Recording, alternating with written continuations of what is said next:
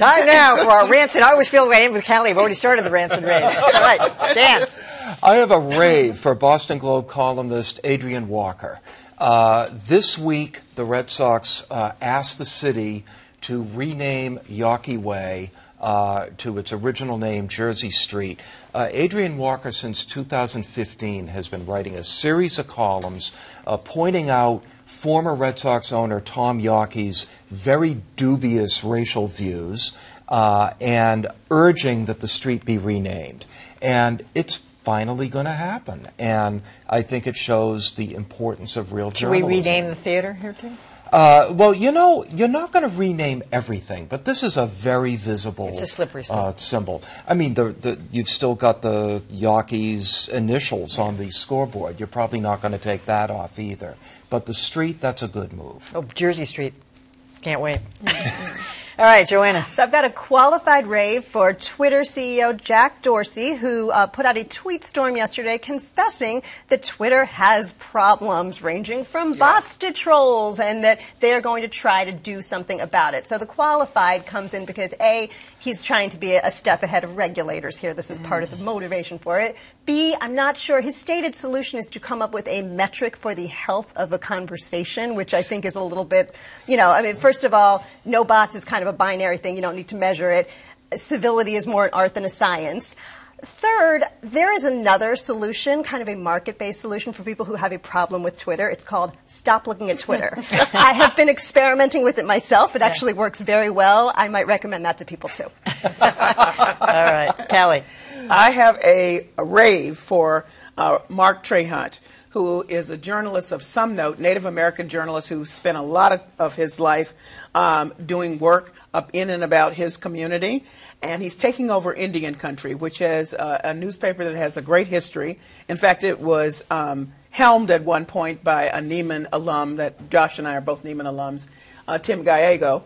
And Mark will bring all of his talents, and there are a wide range of them, to reinvigorating this publication, to making people understand that there is journalism, and then in Native American country, we see the stories about Native Americans done by NPR and others, but that hasn't been often the purview of the journalists who are working in those communities. He once did a piece for Frontline about sexual abuse of priests in Alaska in the Native American community. So this is an exciting movement, and I'm really thrilled about both by his ability to take this over. Is it an online?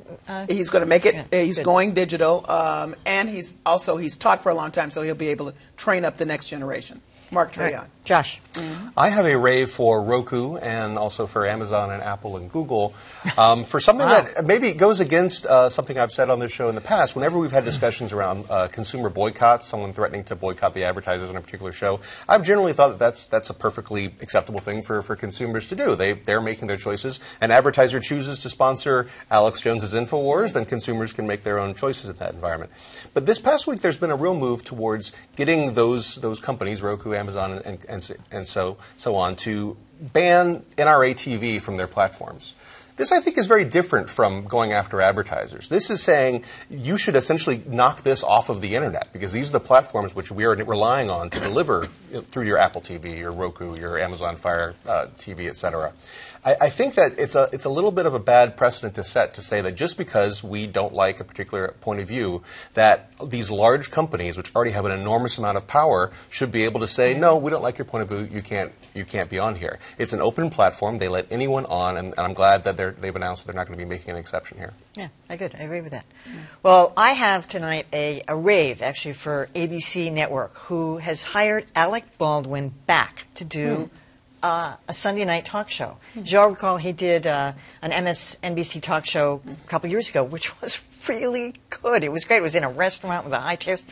He got bumped off of MSNBC because I think it was at the time that he yelled at his daughter on the phone, and he screamed at some paparazzi. It's like, you know, it's going to happen again with him. But he's really... I'd scream at him. He's really good. He's really good in... He's very knowledgeable. His podcast is very good, yeah. Very good. His podcast is good, and he says he's very grateful. Meanwhile, the funny thing is that Donald Trump tweeted at him, calling him Alex Baldwin, you know, being critical of how he portrays Trump in Saturday Night Live, and Alec was saying how it's agony to do that character. And I guess, by the way, he'll be able to do all these platforms. The podcast, as you pointed out, he'll be able to, I assume, continue to do SNL. I mean, Tomorrow night, watch out the opening.